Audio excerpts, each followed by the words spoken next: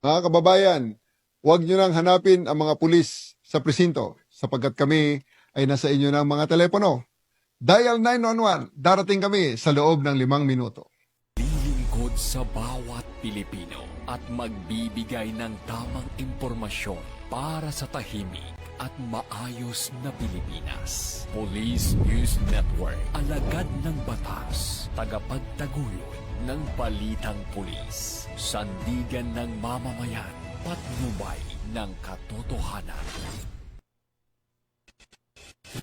Kampo Krame, maghahatid ng pinakahuling kaganapan at nagbabagang balita. Ito ang PNN Police News Network.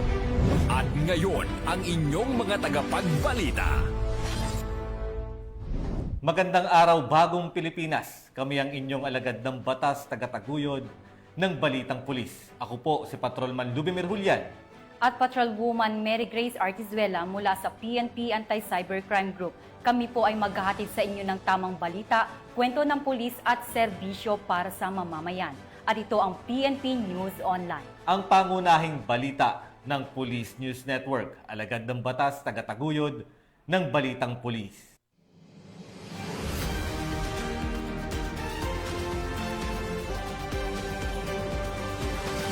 Narito ang mga balitang dapat niyong abangan.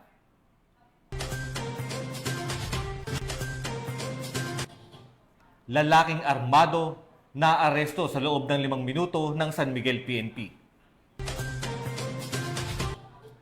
Wanted sa patong-patong na kaso timbog sa Pangasinan. At Kabayan Municipal Police Station, mabilis na responde sa isang turista sa Mount Pulag.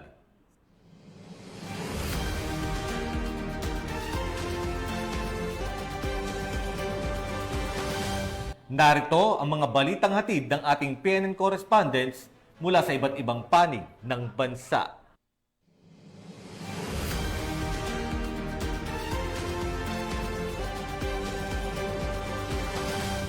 Simulan natin ang balita mula sa bahagi ng Luzon.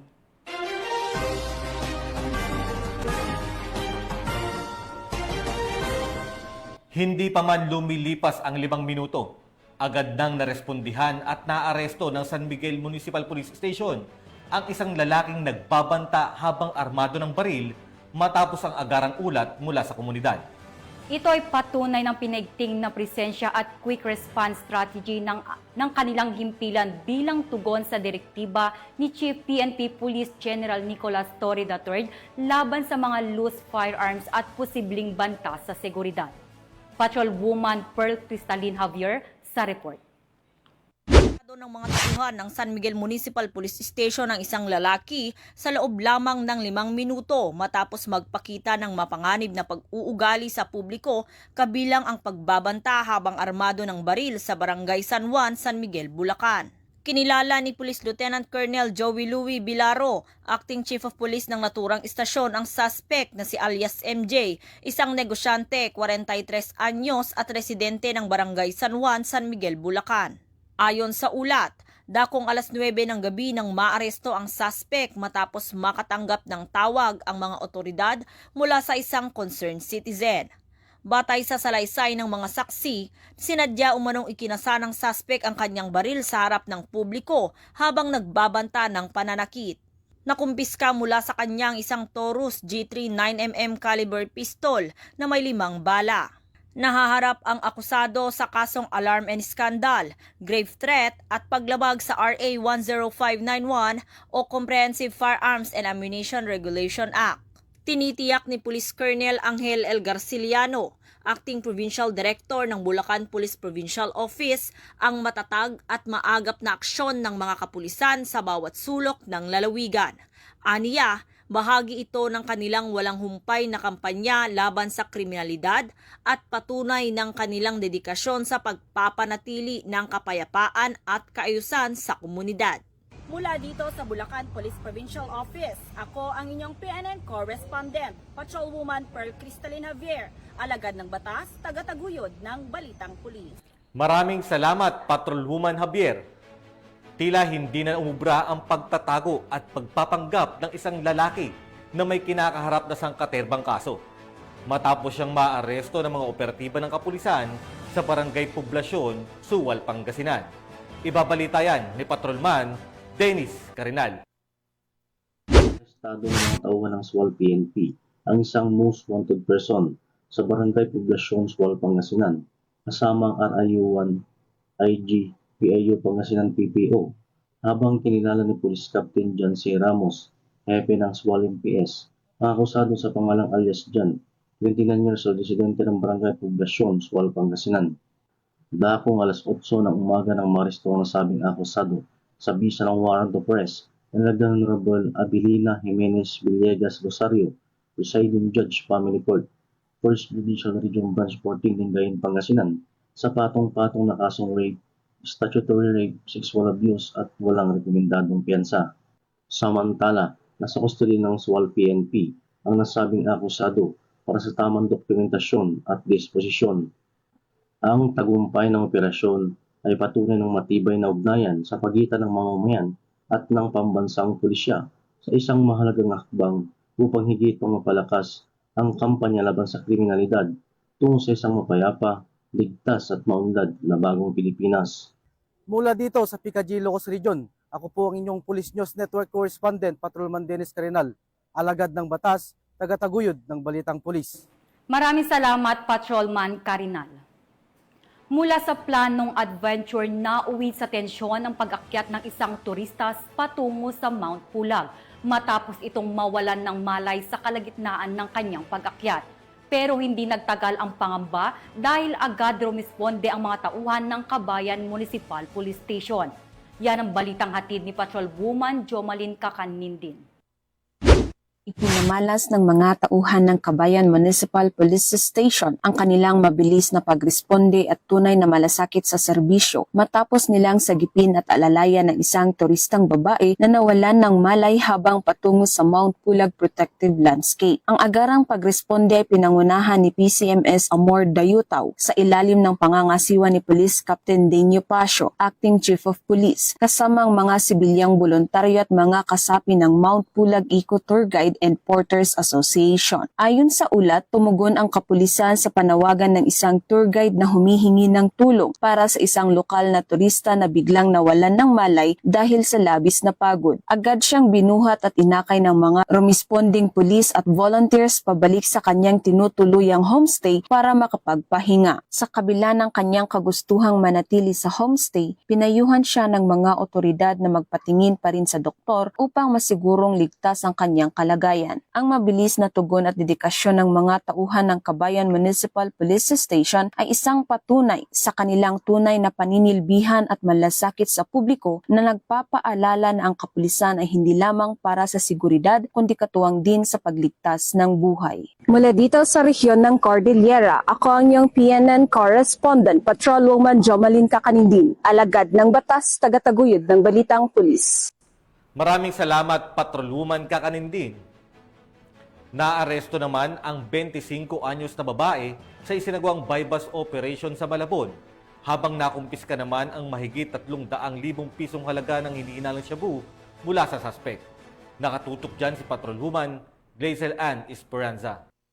Naaresto ang mga operatiba mula sa District Drug Enforcement Unit ng Northern Police District ang isang 25 anyos na babae na kinilalang si alias Rain sa ikinasang buy-bus operation sa Barangay Tugatog, Malabon City. Si Rain ay kinilala bilang isang high-value individual na sangkot umano sa bentahan ng illegal na droga. Na-recover mula sa kanya ang 50 grams ng hinihinalang shabu na may standard drug price na 340,000 pesos. Isinagawa ang operasyon bilang bahagi na pinaigting na kampanya laban sa kriminalidad. Sa ilalim ng Simultaneous Anti-Criminality Law Enforcement Operations o SACLEO, kasalukuyan naman nasa kustodiya ng mga otoridad ang suspect at inihahanda na makakaupulang kaso laban sa kanya, kaugnay ng paglabag sa Section 5 at Section 11 ng Article 2 ng Republic Act 9165 o ang Comprehensive Dangerous Drugs Act of 2002. Mula rito sa Northern Police District, ako po ang inyong PNN Correspondent, Patrolwoman Glazel Ann Esperanza, alagad ng batas, tagataguyod ng balitang pulis. Maraming salamat, Patrolwoman Esperanza.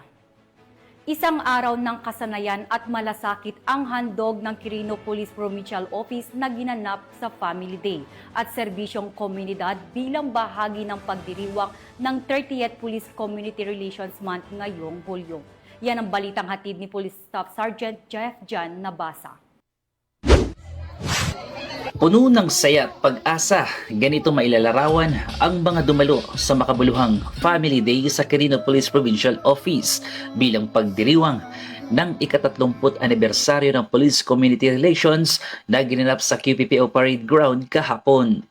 This is just one of the activities included na nakapaloob sa celebration ng 30th PCR month para naman magkaroon ng time ang mga kapulisan to celebrate with their families sa ganitong pagkakataon. Tampok dito ang pagsasagawa ng job fair na inorganisa katuwang ng Department of Labor and Employment na pinangunahan ni ng Mr. Fructoso C. Agustin, Officer in Charge Provincial Head Dole Quirino, Ms. Shara Castillejo ng Department of Migrant Workers Regional Office at Ms. Danny Fine A. Badua, Peso Manager Quirino, na nagbigay ng mga oportunidad sa trabaho at kabuhayan para sa mga lokal na residente at pamilya ng kapulisan. Inilunsad din ng kauna-unahang PSA mobile outlet upang mas lalo pang ilapit ang serbisyo.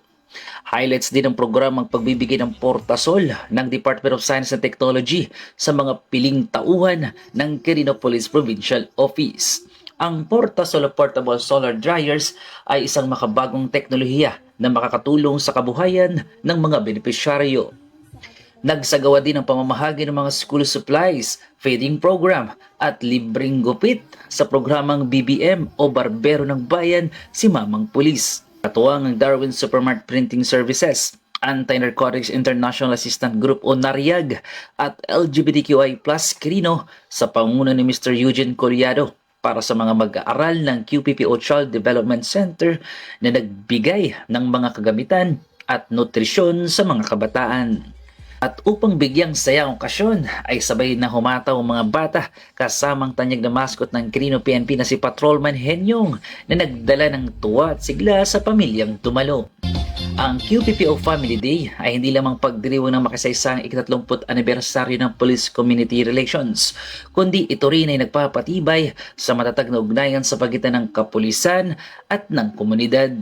Sa pahayag ni Police Colonel Paul Y. Gamido, binigyan din niya ang kalagahan ng pamilya at ang pagpapahalaga sa mga taong naglilingkod sa komunidad. Sa ilalim ng bagong mukha ng paglilingkod at sa patuloy na paghubog ng isang bagong Pilipinas, binibigyang halaga natin hindi lamang ang ating tungkulin, kundi higit sa lahat ang ating mga pamilya. Mula rito sa Lambak ng Cagayan na nagbabalita ang inyong PNN correspondent, Police Staff Sergeant Jeff Janabasa, alagad ng batas, tagataguyod ng Balitang Pulis. Maraming salamat, Police Staff Sergeant Nabasa. Tunghayan naman natin ang mga balita mula sa Visayas.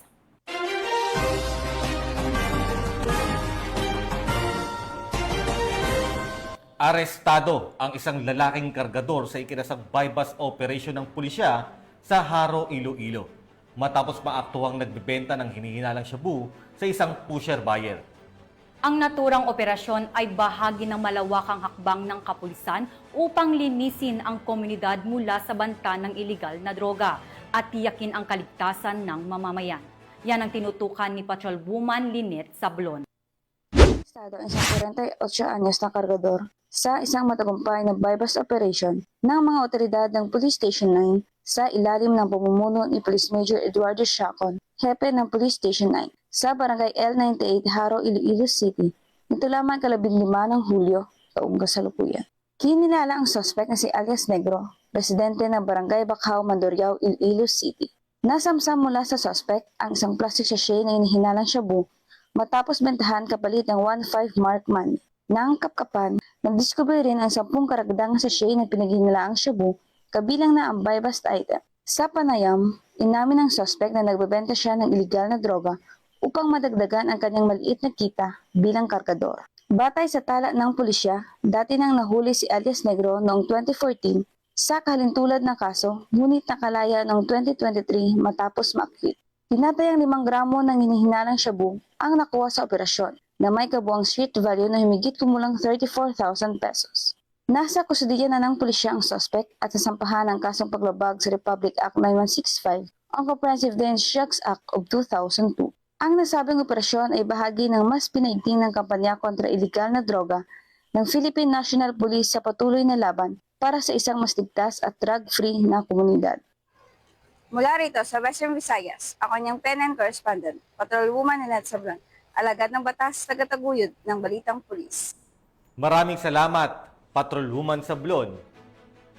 Walang kawala sa batas ang isang construction worker na nakatalang top 9 most wanted person regional level matapos maaresto sa kasong paglabag sa Republic Act 9165 o ang Comprehensive Dangerous Drugs Act of 2002. Yan ang tinutukan ni Patrolwoman Judith Nicanor.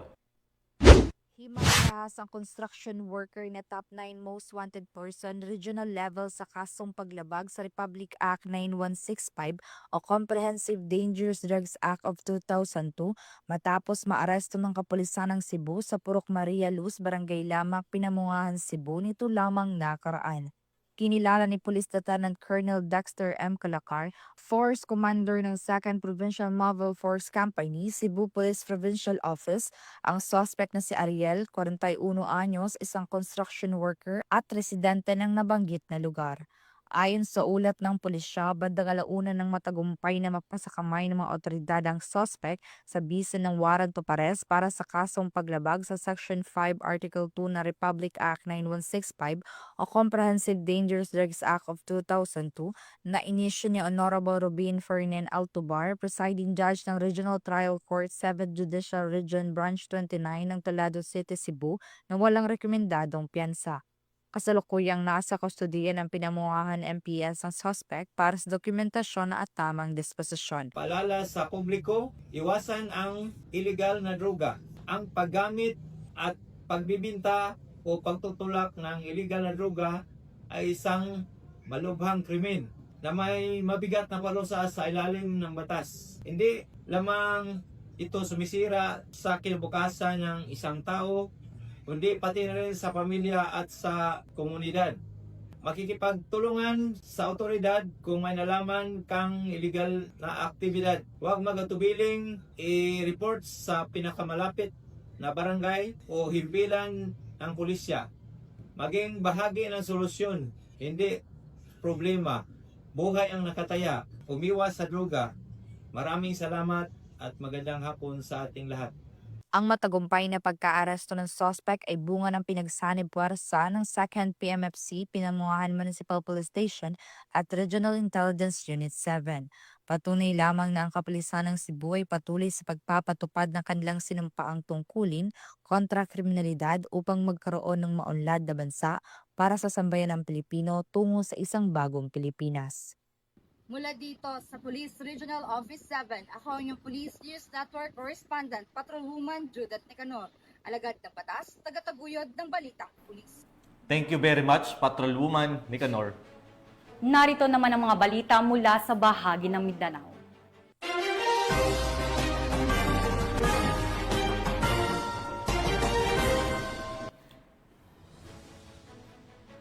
Timbog ang isang lalaki na tinuguri ang top 6 provincial most wanted person sa kasong frustrated murder sa ikinasang operasyon ng mga otoridad sa General Santos City.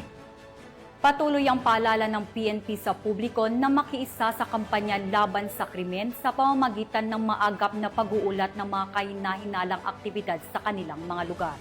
Narito ang report mula kay Patrolwoman Brylin Jean Cabonilas.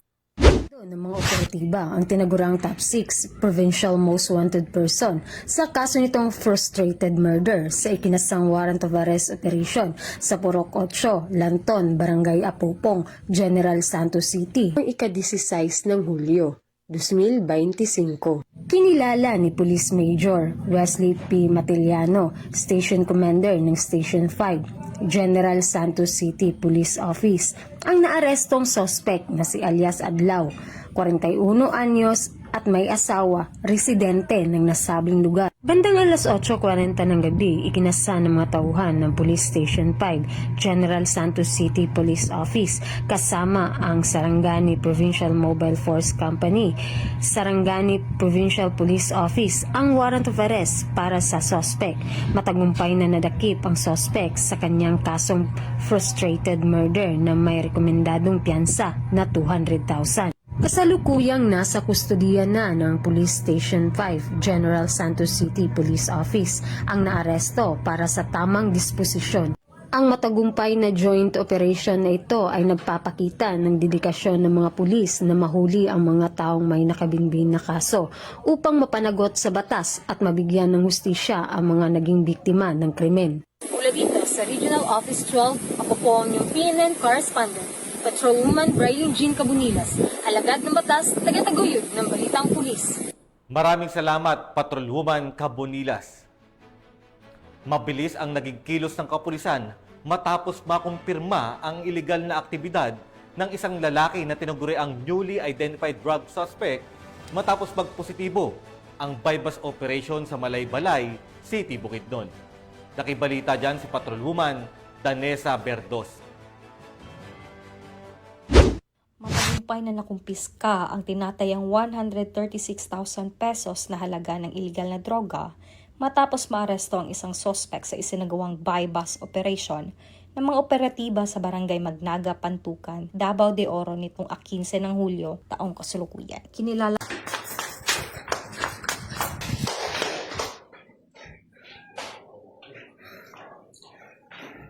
Arestado ang isang individual sa kinasang joint bypass operation ng mga operatiba ng Malaybalay City Police Station sa Barangay Kalasungay, Malaybalay City, Bukidnon. Nilala ni Police Lieutenant Colonel Jopet Paglinawan, OIC ng Malaybalay CPS, ang suspect na si alias Ayan, 27 taong gulang, may asawa, residente ng Balingasag, Misamis Oriental at kinilalang newly identified drug personality.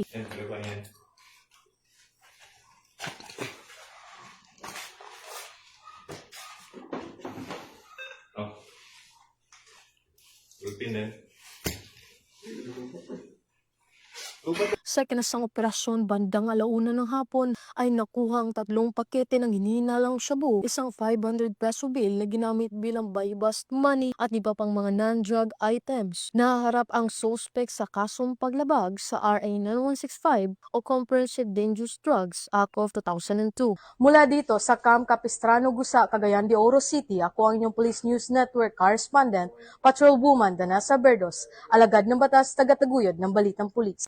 Maraming salamat, Patrolwoman Berdos. Walang lusot sa matinding operasyon ng pulisya ang isang lalaki na itinuturing na top 1 city high-value individual sa Pantukan, Davao de Oro. Matapos siyang madakip sa bypass operation kung saan nakumpiska ang tinatayang 136,000 halaga ng hinihinalang shabu. Patrolwoman Mariel May Don Kilab sa report. matagumpay na nakumpiska ang tinatayang 136,000 pesos na halaga ng iligal na droga matapos maaresto ang isang suspect sa isinagawang bypass operation ng mga operatiba sa Barangay Magnaga, Pantukan, Davao de Oro nitong 15 ng Hulyo taong kasalukuyan. Kinilala ang suspect na si alias Inday, 23 anyos, na tinaguri ang top 1 high-value individual ng lungsod. Ayon kay Police Captain Dennis Ulayan, officer in charge ng Pantukan Municipal Police Station, nakumpiska mula sa suspect ang tinatayang 20 grams ng hinihinalang shabu na may standard drug price na 136,000 pesos at mga drug paraphernalia. Ang suspect ay naharap ngayon sa kasong paglabag sa RA 9165 o Comprehensive Dangerous Drugs Act of 2002. Sa tulong ng lokal na pamahalaan at aktibong pakikiisa ng komunidad, layunin ng kapulisan na ganap na masugpo ang ipinagbabawal na gamot at matiyak ang napapanatiling kapayapaan at kaayusan sa buong rehiyon. Mula dito sa Davao de Oro Police Provincial Office, ako ay ang PNN correspondent, Patrolwoman Mariel May Don Kilab, alagad ng batas, tagataguyod ng Balitang Pulis. Maraming salamat, Patrolwoman Don Kilab. At bilang bahagi ng selebrasyon ng ika-30th Police Community Relation Month, inilunsad ng Cotabato City Police Office ang Lapis at Papel Project, isang makabuluhang inisyatibo na naglalayong tumulong sa mga mag-aaral sa pamamagitan ng pamamahagi ng mga school supplies. Alamin ang report mula kay Patrolwoman Angela Bandarlipe. Matagumpay na isinagawa ang Lapis at Papel Project bilang bahagi ng pagdiriwang na ika-30 ng Police Community Relations Month na may temang Sa Bagong Pilipinas, ang gusto ng pulis, ligtas ka.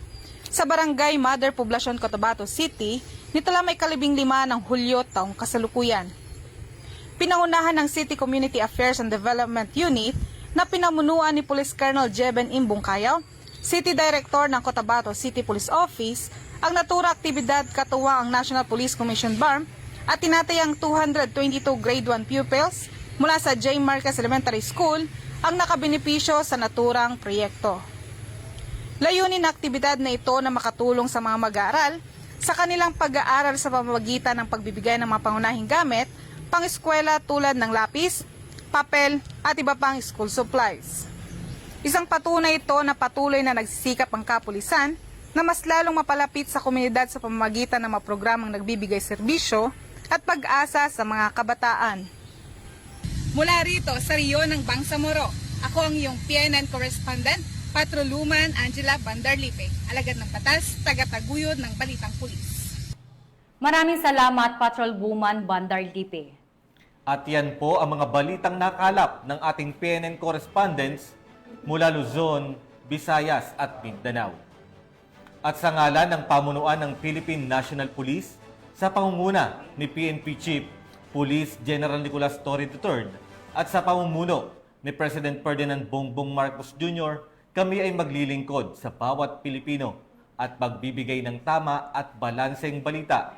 At kami po ay muling paalala na huwag nyo na kaming hanapin ang mga pulis sa mga presinto sapagkat kami ay nasa inyo ng mga telepono. Dial 911, darating kami sa loob ng 5 minuto. Dahil sa bagong Pilipinas, ang gusto ng pulis, ligtas ka. Mula rito sa tanggapan ng tagapag-ugnay ng pambansang pulisya, kami ang inyong alagad ng batas tagataguyod ng Balitang Pulis. Ako po si Patrolman Lubimir Julian. At Patrolwoman Mary Grace Artizuela mula sa PNP Anti-Cybercrime Group. Maghahatid ng tamang balita, kwento ng pulis at serbisyo para sa mamamayan. At ito ang PNP News Online. Ang pangunahing balita ng Pulis News Network.